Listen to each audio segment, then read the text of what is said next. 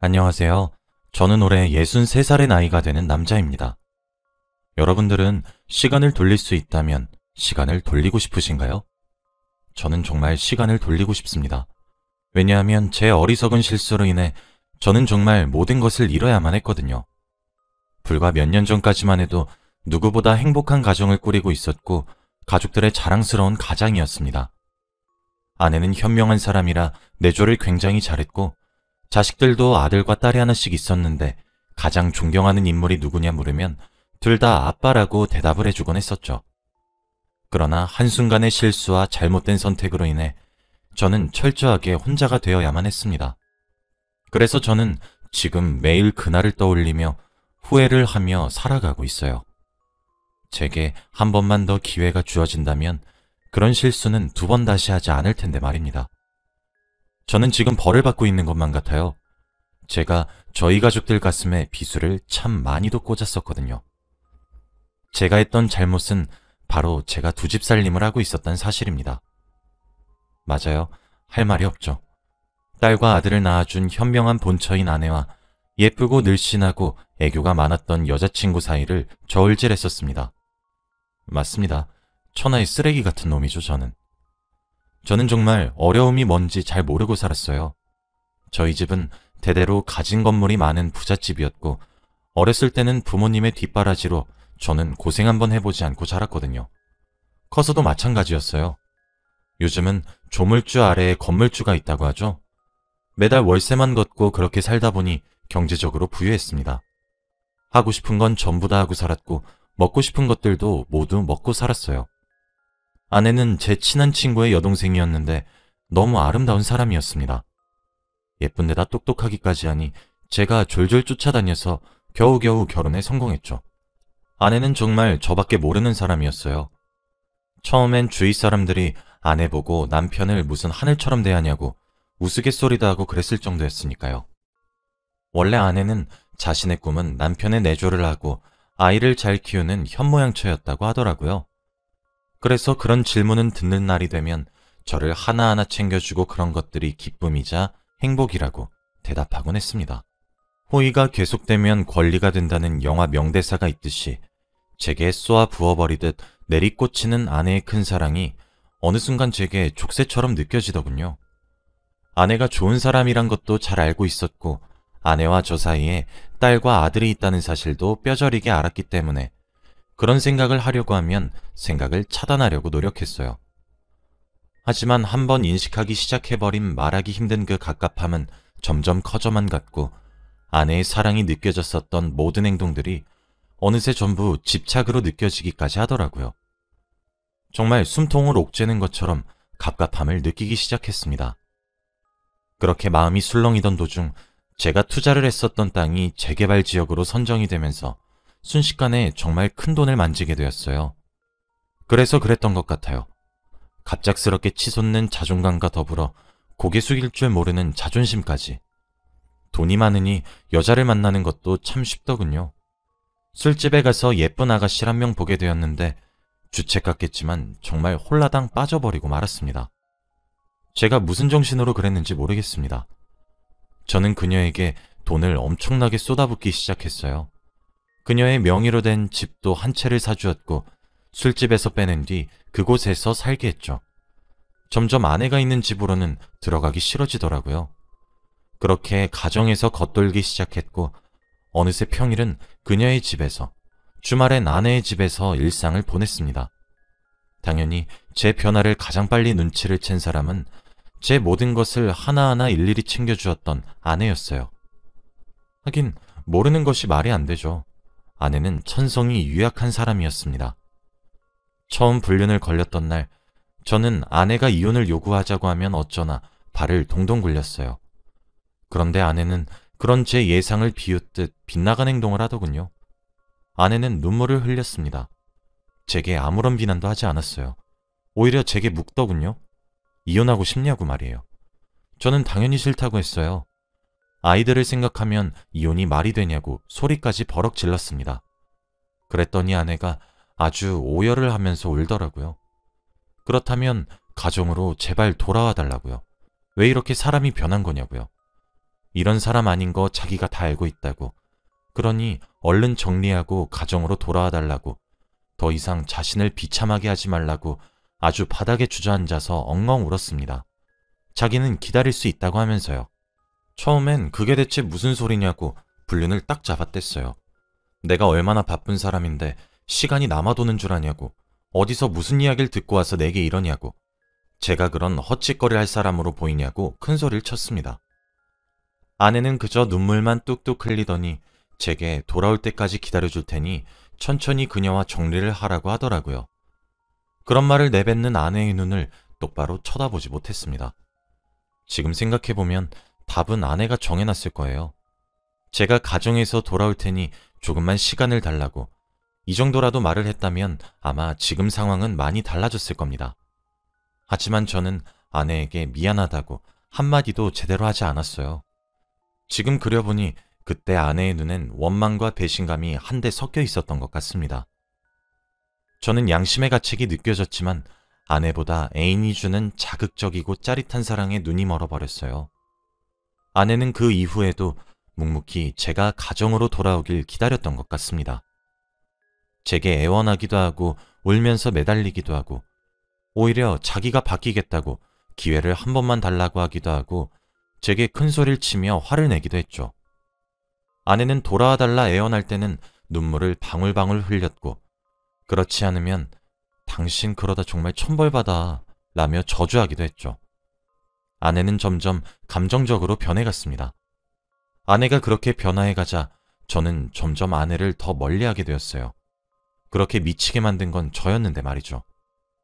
아내가 눈물을 흘리기만 하면 정말 속이 답답해졌고 질렸고 미칠 것 같았습니다. 주위 시선 신경 쓰지 않고 길에서 소리를 빽 지르는 아내가 너무 창피했고 부끄러웠어요. 아내를 보면 속이 갑갑해지고 얹힌 것처럼 꽉 막힌 기분이었다가도 애인을 만나면 그런 것들이 정말 쑥 내려가는 느낌이 들었습니다. 그녀와 하는 것들은 처음 경험해보는 것도 아니었는데 정말 즐겁고 모든 것이 좋았어요. 아내는 그런 저를 집에서 하염없이 기다렸어요. 아이들과 함께 말이죠. 그러다 아이들은 점차 커서 이제 스스로 앞가림을 할 수 있는 나이가 되었고 아들과 딸이 엄마를 번갈아가며 돌보았나 보더군요. 그러던 어느 날이었습니다. 그녀의 집에 제 여벌의 옷을 두기 위해 아내의 집으로 갔어요. 항상 집으로 들어가면 아내가 총총 뛰어나와서 웃어주며 여보 왔어요? 라고 제게 인사를 건네야 하는데 아내가 보이질 않더라고요. 집에서 늘 제 퇴근 시간에 맞춰 하던 밥 냄새도 안 나고 말이에요. 근데 순간적으로 쎄한 느낌이 드는 게 아니겠어요? 뭔가 아내를 찾아봐야 될 것 같은 그런 느낌이요. 뭔가 불안해지기 시작했고 심장이 콩콩 뛰고 그러더군요. 집 구석구석을 뒤져도 아내가 없었습니다. 점차 다급해진 손길로 방이란 방은 다 뒤졌죠. 그런데 제가 아내를 어디서 발견했는지 아십니까? 바로 욕실이었어요. 숨이 꺼져가는 아내를 본 저는 가슴이 철렁 내려앉았어요. 다급히 아내를 꺼내 어깨를 늘었지만 미동이 없었고 아내의 이름을 미친 듯이 불렀지만 아내는 대답을 해주지 않았더군요. 패닉에 빠질 것만 같았습니다. 그런데 아내의 코에 손가락을 대어보니 정말 미세하게 숨을 쉬고 있더군요. 심장에다가 귀를 대어보니 심장도 작게 뛰고 있었고요. 저는 급하게 수건으로 아내의 손목을 감싸고 지혈을 하며 119에 전화를 걸었어요. 아내는 병원으로 이송되어 응급조치를 받기 시작했습니다. 마치 제가 아내를 죽음으로 몰아간 것만 같은 느낌이 들더라고요. 제발 살려달라고 의사 선생님께 울면서 빌었습니다. 죽지 마라, 살아줘라. 내가 미안하다. 누구에게 말하는 건지 모를 정도로 계속해서 빌었습니다. 시간이 얼마나 지났는지도 모르겠더군요. 아내는 다행히 죽을 고비를 넘겼다고 했어요. 조금만 늦었어도 장담하기 힘들었을 거라고 말씀하시더군요. 새하얀 병원 침대에 힘없이 누워있는 아내의 얼굴을 쳐다보고 있으니 우리 아내가 고생이 많이 심했구나 싶었습니다. 아내가 적은 유서를 보니 더 이상 살아갈 희망도 빛도 없다. 모든 것이 무너졌고 무너뜨린 사람은 자신이 무엇을 잘못한 것인지 무엇을 망쳐버렸는지 자각조차 하지 못한다. 딸아, 아들아, 엄마가 이렇게 나약한 사람이라 미안하고 또 미안해. 그리고 정말 많이 사랑해. 라고 적혀 있었습니다. 아내의 소식을 들은 아들과 딸은 아내의 오빠이자 제 친구와 함께 다급히 병원으로 찾아왔더군요. 친구는 저를 보자마자 주먹으로 저를 때렸습니다. 귀하디 귀한 우리 동생, 네가 결혼 허락해달라 그랬을 때 너 뭐라 그랬냐? 다른 것들은 몰라도 우리 동생 눈에 눈물 한 방울 안 흘리게 하겠다고 다짐했잖아, 이 나쁜 놈아. 꼴에 너도 투자 한 번 성공해서 우리 동생이 우스워졌냐? 내 동생 눈 못 뜨게 되는 날 너 죽고 나 죽는 줄 알아. 어디 염치 없이 여기 뻔뻔하게 들어와. 당장 안 꺼져? 라고 소리치면서요. 눈물을 줄줄 흘리는 친구의 몰골을 보니 제가 무슨 할 말이 있었겠습니까? 아무런 말도 할 수 없었습니다. 그러게, 미안. 이라는 한마디만 작게 내뱉고 병실을 떠났어요. 아들과 딸이 저를 뒤쫓아와서 붙잡더군요. 그러고는 제게 말을 했습니다. 아빠 때문이야. 이게 전부 다 아빠 때문이야. 이럴 거면 엄마랑 이혼해, 제발. 대체 왜 엄마를 못 괴롭혀서 안달이야? 우리 엄마 저녁마다 오지도 않을 아빠 기다리면서 저녁 차렸다 버렸다를 미친 듯이 반복했고, 입지도 않은 셔츠 언제든 입기 수월하라고 하나씩 일일이 다림질도 하고 살았어. 아빠가 그랬던 엄마를 알아? 이혼하라는 우리 말에도 엄마는 아빠가 가정으로 돌아올 거란 사실을 믿고 있다며 아빠 돌아왔을 때 함께 웃으면서 맞이하자고 했던 사람이야. 이젠 우리도 아빠 더 이상 아빠 취급 안 할 거야. 엄마한테 2번 다시 찾아오지 마. 하며 소리를 지르더군요. 나를 제일 존경한다는 아이들의 눈은 이제 눈물을 머금은 채 원망 섞인 눈길이 되었고 제게 소리를 지르고 있었습니다. 그런 아이들의 모습을 보며 그제서야 제가 대체 무슨 짓을 한 것인지 실감이 나더군요. 근데 정말 무슨 정신이었던 것인지 그때라도 가정으로 돌아가기 위해 노력을 했어야 했던 건데, 염치 없이 저는 가족들에게 버림을 받았다는 현실을 받아들이는 것을 너무 힘들었고 오히려 원망했습니다. 그리고 그럴수록 그녀에게 의지하기 시작했어요. 그 사이 아들과 딸의 살뜰한 간호로 아내는 몸을 회복했고 제게 이혼을 요구하더군요. 아들과 딸 둘 다 성인이었기 때문에 제가 아내의 이혼을 막을 방법이 뾰족하게 떠오르지 않았습니다. 용기를 내서 아내를 한번 찾아갔어요. 아내는 처음으로 제게 차가운 표정을 짓고 단호한 어투로 자신의 눈앞에서 사라져달라고 말을 하더군요.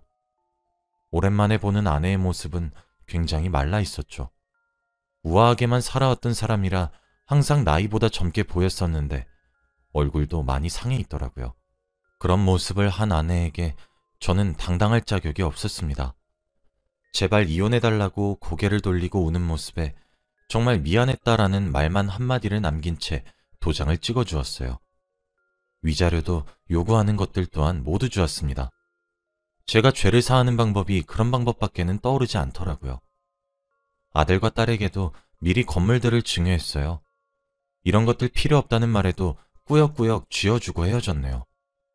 제 몫의 건물을 하나만 남겨놓으니 아내 대신 선택했었던 그녀도 저를 떠나갔어요. 후회는 아무리 빨리 해도 늦는다더니 저는 그제서야 뼈저리게 후회가 되더라고요. 그렇게 혼자 살게 되었습니다.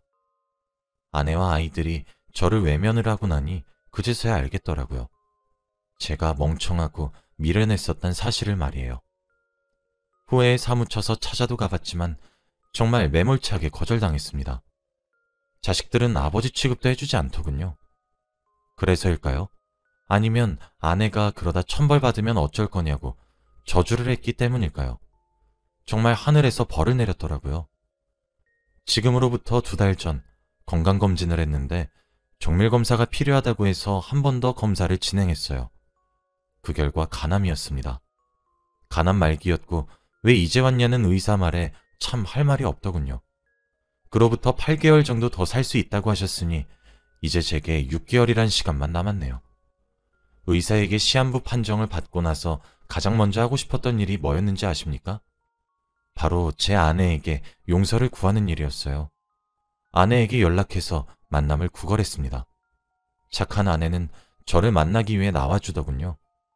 누군가는 제게 치졸하다 욕할지도 모르고 동정심을 이용했다고 비난해도 할 말이 없지만 저는 아내에게 간암 말기고 시한부라고 솔직하게 말을 하고 용서해달라고 빌었어요. 시한부 판정 받자마자 가장 먼저 들었던 생각은 당신에게 용서를 구하는 일이었어. 내가 너무 어리석었고 당신에게 아픈 기억만 남겨주고 지우지 못할 흉터를 안겨줘서 정말 미안해. 제발 용서해줘. 정말 내가 잘못했어. 라고 말하며 정말 끄끄 울었습니다. 아내는 놀란 듯 말을 잇지 못하더군요. 그런데 아내는 그런 제가 밉지도 않은지 남은 기간 동안 같이 살자고 해주었습니다. 내가 밉지도 않냐는 질문에 아내는 미워요. 그런데 저는 곧 세상을 등진다는 사람을 외면할 정도로 모질지 않다는 거 당신도 잘 알잖아요. 그러니 제게 가난 말기에 걸렸다고 동정심을 유발하는 거 아니에요? 그러니 당신 장단에 맞춰줄게요. 속아 넘어주겠다 이 말이니까 집으로 돌아와요. 하더라고요. 역시 제 속을 들여다보는 듯한 아내의 말에 놀랐습니다. 그렇게 지금 2달째 아내의 보살핌을 받으며 마지막 생애를 보내고 있어요. 한 번씩 밤새도록 헛구역질이 올라오기도 하고 통증이 심해 진통제 없이 단 한 시간도 마음 편히 잘 순 없지만 곧 고통에서 해방될 거란 생각에 마음이 편해집니다. 아이들도 처음엔 저를 미친 듯이 거부하더군요. 자식이지만 씻을 수 없는 죄를 지었던 것은 맞았기에 아이들에게 무릎을 꿇고 진심으로 사과했습니다.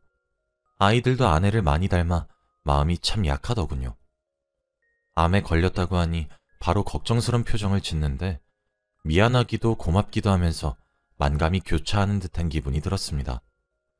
이렇게 소중하고 어떻게 보면 바보 같을 정도로 착한 가족들에게 제가 무슨 짓을 한 것인지 지금도 매분 매초가 미안하고 후회스럽네요. 요즘에는 남은 기간 동안 제가 가족들을 위해 해줄 수 있는 것이 무엇일까 라는 고민을 참 많이 하고 있어요. 그렇게 상처만 줬는데도 아버지란 이유로, 남편이란 이유로 다시 절 받아들여준 것도 정말 감사하게 생각합니다. 다음 주에는 아내와 다시 혼인신고서를 내러 갈 거예요. 아내와 아이들은 잘 모르고 있지만 제가 보험을 많이 가입해놨거든요. 아마 제가 이렇게 살다 죽으면 6억 정도의 보험금이 나오게 되어 있는데 수익자를 아내로 하기 위해 혼인신고가 필요하더라고요. 이걸로도 제가 저지른 수많은 죄를 다 지우진 못하겠지만 제가 떠나고 난 이후에도 아내와 아이들이 좀 더 편하게 살았으면 하는 마음뿐입니다. 줄 수 있는 게 이런 것들 뿐이라 씁쓸하기도 하네요. 아내와 아이들은 이깟 돈 같은 재산보다 다정한 한마디를 내뱉을 줄 아는 남편과 아버지가 필요했을 텐데 말이죠. 제 이야기를 들으셨으니 모두 잘 아시겠죠? 다들 남의 마음에 비수꽂지 말고 피눈물 흘리게 하지 마세요. 진심으로 후회할 짓 하지 마세요. 절대 죄를 지으면서 삶을 살아가지 마시길 바랍니다. 정말 본인에게 전부 어떻게든 돌아오게 될 것이고 벌을 받게 될 거예요. 그리고 사랑하는 사람들의 원망을 받게 될 수도 있겠죠. 비록 저는 후회뿐인 인생이었지만 마지막에라도 아빠 노릇 남편 노릇을 할 수 있는 기회를 받게 되어 정말 기쁩니다. 여러분의 가정은 평안하신가요? 만일 그런 생각이 들지 않는다면 작은 것부터 고쳐나가 보시길 권해드리겠습니다. 본인의 생각보다 좋은 남편이 되는 법과 좋은 아버지가 되는 법은 쉬울지도 모르거든요. 제 긴 이야기를 들어주셔서 감사합니다. 다들 후회 없는 인생 사시길 바라며 글을 마칠게요. 감사합니다.